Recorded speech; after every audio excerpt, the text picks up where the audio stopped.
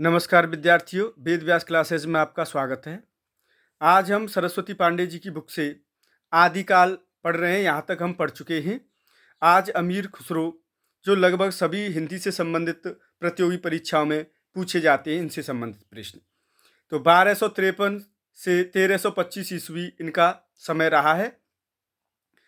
Point: अमीर खुसरो का वास्तविक नाम अबुल हसन था। अमीर खुसरो निजामुद्दीन औलिया के शिष्य थे। तो गुरु शिष्य परंपरा को भी आप याद रखेंगे। अमीर खुसरो खड़ी बोली के आदि कवि कहे जाते हैं। अमीर खुसरो ने दिल्ली के सिंहासन पर 11 राजाओं का आरोहण देखा था। इतिहास के विद्वान डॉक्टर ईश्वरी प्रसाद ने अमीर खुसरो को महाकवि या कवियों में राजकुमार की संज्ञा दी। विद्वानों ने अमीर खुसरो द्वारा रचित ग्रंथों की संख्या 100 बताई है, जिनमें महत्वपूर्ण नंबर फर्स्ट महत्वपूर्ण कौन से हैं देख लीजिए। 5 हैं, एक और है जो परीक्षा में आया था, वो रचना अब मुझे याद नहीं आ रही है और मैं किसी दिन आपको बता दूंगा। तो खालिक बारी, पहेलियाँ, मुकरियाँ, दो सुखने और गजल, तो यह रचना पूछने के लिए परीक्षा में कई बार आ चुकी है। अमीर खुसरो की पहेलियों और मुकरियों में उक्ति व चित्रीय की प्रधानता है। अमीर खुसरो के महत्वपूर्ण पद्यांश निम्न हैं, देख लीजिए। इनकी कुछ पंक्तियां हैं, ध्यान से देख लीजिए, प्रश्न आता है परीक्षा में इनसे संबंधित। चमन तूतीय हिंदुम अर रास्त पुरुषी जेमन हिंदुई पुरुष तानाज गोयम। अर्थात मैं हिंदुस्तान की तूती हूं। अगर तुम वास्तव में मुझसे कुछ पूछना चाहते हो तो हिंदवी में पूछो, जिसमें कि मैं कुछ अद्भुत बातें बता सकूं, उन्होंने कहा था। अब उनकी जो पंक्तियां हैं, पहेलियां हैं, देख लीजिए। ये आकाश से है। एक थाल मोती से भरा, सबके सिर पर औंधा धरा, चारों ओर वह थाली फिरे, मोती उससे एकन गिरे। आकाश से ली गई है। नेक्स्ट पेज पर चलते हैं विद्यार्थियों।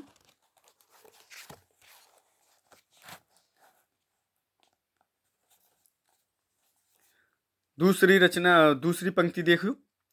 एक नार ने अचरज किया, सांप मार पिंजड़े में दिया, जो जो सांप ताल को खाए, सूखे ताल सांप मर जाए। दिया बत्ती से ये।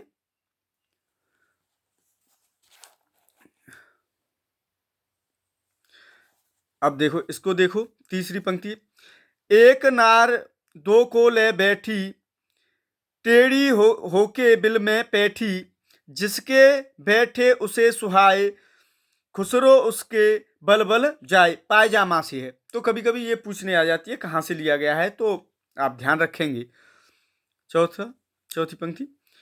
अर्थ ते इसका भूजेगा, मुंह देखे तो सूझेगा। दर्पण से ये ब्रजभाषा रूप देख लीजिए इनका। चूक भई कुछ बासों ऐसी, देश छोड़ भयो पर देसी। दूसरा पॉइंट है। एक नार पिया को भानी, तन बाको सरगा ज्यों पानी। तीसरी पंक्ति। चाम मास बाके नहीं नेक, हाड़ हाड़ में बाके छेद, मोय अचंबो आबत ऐसे, बा में जीव बसत हैं कैसे। तो ये पंक्तियां पूछने के लिए आ जाती है। इसको आप बहुत ही ध्यान से समझना, याद करना। दोहे और गीत ब्रजभाषा में। आज लगभग आदिकाल आपका समाप्त हो जाएगा सरस्वती पांडे जी की बुक से।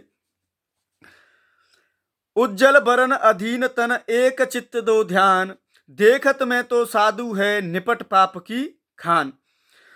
खुसरो रैन सुहाग की, जागी पी के संग, तन मेरो मन पीयू को, दो भय एक रंग। गोरी सोबे सेज पर, मुख पर डारे केस, चल खुसरो घर आपने, रैन भई चौ तेस। तो देखो, यह गोरी वाली जो पंक्तियां हैं, ये अपने गुरु के लिए उन्होंने कही थी, जब गुरु का देहावसान हो गया था, जब की बात है। दूसरा देखिए पॉइंट इसमें। मोरा जोबना नवेलरा भयो है गुलाल, कैसे कर दीनी कसमोरी माल, सूनी सेज डरावन लागे, बिरहा अग्नि मोह डस डस जाए। तो ये पंक्ति परीक्षा में पूछने के लिए आ चुकी है, कई बार आ चुकी है, आप ध्यान रखेंगे इसका।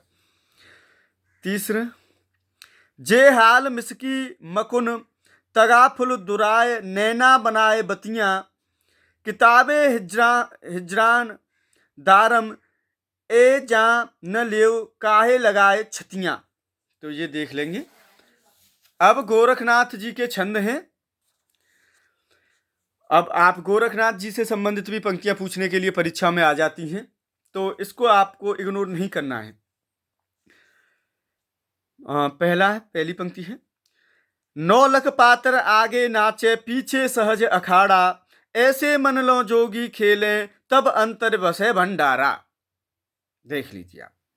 दूसरी पंक्ति, अंजन माहे निरंजन भेड्या तिलमुख भेट्या तेलम मूरत माहे अमूरते परस्या भया निरंतर खेलम।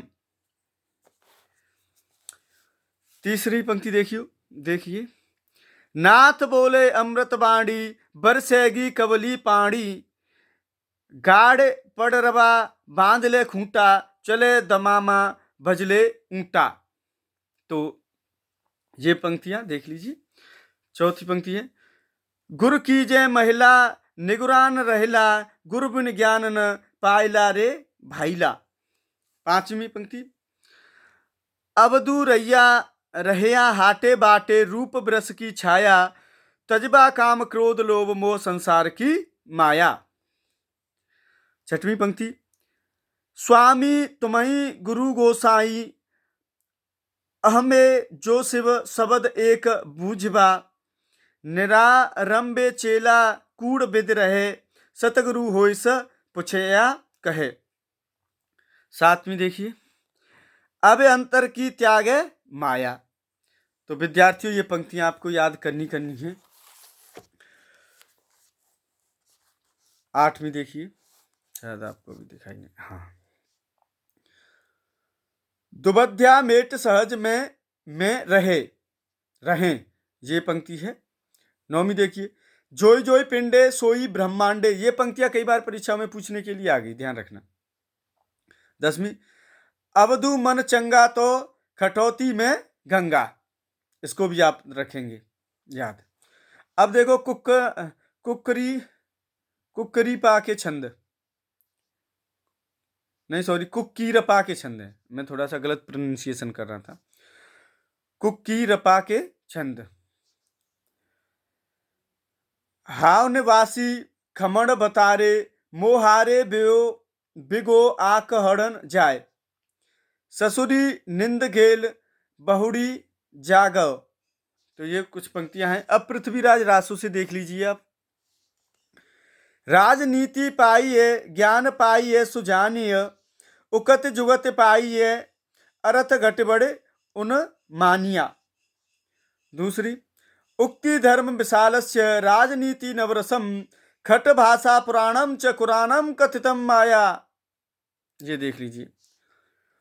तीसरी, कुटिल केश सुदेश पोह परिचिटात पिक सद कमल गंध भटासंद हंसगत चलित मंद मंद। ये है। चौथी देखिए, रघुनाथ चरित हनुमंत कृत भूप भोज उद्रियज में पृथ्वी राज सुजस कवि चंद कृत चंद नंद उद्रिय तिम। तो ये आपकी। अब देखो लौकिक साहित्य क्या कहता है। ढोला मारूरा दुआ 11वीं शताब्दी में रचित एक प्रसिद्ध प्रेम काव्य है। ढोला मारूरा दुआ मूलतः दोहा छंद में रचित था। यह जो रचना है कई बार परीक्षा में पूछने के लिए आ गई और पिछली जो हम पढ़ते आए पीछे से वहां भी इसका जिक्र हो चुका है। तो मूलतः दोहा छंद में रचित है, जिसमें 17वीं शताब्दी में कुशलरा नामक कवि ने कुछ चौपाइयां जोड़कर इसका विस्तार कर दिया। इसमें ढोला नामक राजकुमार और मारवड़ी नामक राजकुमारी की प्रेम कथा का वर्णन है। इस काव्य का मूल कवि कल्लोल था, ध्यान रखेंगे आप। इस काव्य की महत्वपूर्ण पंक्ति निम्न हैं। सोर ठियो दुआ भले भली मरवण की बात जोबिन छाई धन भली तारा छाई रात। बसंत विलास से देखिए 13वीं शताब्दी में रचित महत्वपूर्ण काव्य ग्रंथ है। बसंत विलास 84 दोहों में रचित एक श्रृंगारिक काव्य है जिसमें बसंत और स्त्रियों पर उसके विलासपूर्ण प्रभाव का मनोहारी चित्रण है। बसंत विलास का संपादन सर्वप्रथम केशवलाल हरसाद राय ने किया। इस काव्य की महत्वपूर्ण पंक्तियां निम्न हैं। इड़ पर कोयल कूजें पूजें युवती मड़ोर विदुर वियोगिन धूजें कूजें मयण किशोर। तो ये कुछ पंक्तियां थी। ये भाषा थोड़ी सी देख लेना आप, विविध। अपभ्रंश भाषा में 3 प्रकार के बंद पाए जाते हैं, दोहा बंद, पद्दड़ियां बंद और गेय पद बंद। हजारी प्रसाद द्विवेदी जी ने लिखा है, दोहा या दूहा अपभ्रंश का अपना छंद है। तो ये दोहा या दूहा है जो अपभ्रंश का अपना छंद है, उन्होंने लिखा है। उसी नेक्स्ट पेज पर चलते हैं। देखो कुछ विद्यार्थी कह रहे हैं सरस्वती पांडे जी से पाश्चात्य काव्य शास्त्र को कराइए। हाँ, उनके बारे में सोच रहे हैं। वैसे तो हम इसको कंटिन्यूअस क्रम से चला रहे हैं, पर कोशिश करेंगे। कुछ विद्यार्थी आधुनिक काल की कह रहे हैं, तो आप बताइए कि इसको क्रम से ही चलने दें या बीच बीच में उनके लिए भी टॉपिक कुछ स्टार्ट कर दिए जाएं, बताना। हाँ, तो उसी प्रकार जिस प्रकार गाथा प्राकृत का अपना छंद है। हाँ जी, देखो अपभ्रंश का चरित काव्य पद्दड़ियां बंद में लिखा गया है। चरित काव्यों में पद्दड़ियां छंद की 8-8 पंक्तियों के बाद धत्ता दिया रहता है, जिसे कड़बक कहते हैं। देखो कहीं पे कड़बक और कहीं पे कड़बक, यहाँ पे एक बिंदी जो आ जाती है वो भी ऐसा लिखा हुआ मिलता है। हिंदी में सर्वप्रथम चौपाई और दोहा पद्धति का प्रयोग बौद्ध सिद्ध सरहपा की रचनाओं में मिलता है। तो सर्वप्रथम कहां मिलता है, आप इस पॉइंट को याद रखेंगे। दोहा पद्धति का चौपाई और दोहा तो कहां मिला है, सरहपा की रचना में। नेक्स्ट देखिए, हिंदी के प्रथम कवि और उनका समय एवं उनके प्रस्तोता निम्न हैं। प्रस्तोता, तो देखो प्रस्तोता प्रथम कवि और समय, तो देखो यहां से प्रश्न बनता ही बनता है, बिल्कुल इग्नोर नहीं करेंगे इस पॉइंट को। शिव सिंह सेंगर ने किसे माना है, पुष्या पुण्य को 7वीं शताब्दी का। राहुल सांकृत्यायन ने सरहपा सन 769 ईस्वी में। राम कुमार वर्मा ने स्वयंभू को विक्रम की 8वीं शताब्दी।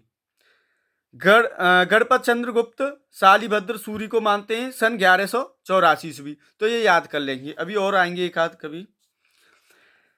डॉक्टर बी भट्टाचार्य सरहपा को बांग्ला भाषा का प्रथम कवि मानते हैं। इस पॉइंट को भी आप याद रखेंगे, हालांकि अभी तक परीक्षा में पूछने के लिए नहीं आया मेरे संज्ञान में, तो लेकिन फिर भी याद कर लेंगे। आजकल परीक्षा एग्जामिनर जो होते हैं कहीं से भी प्रश्न उठा सकते हैं।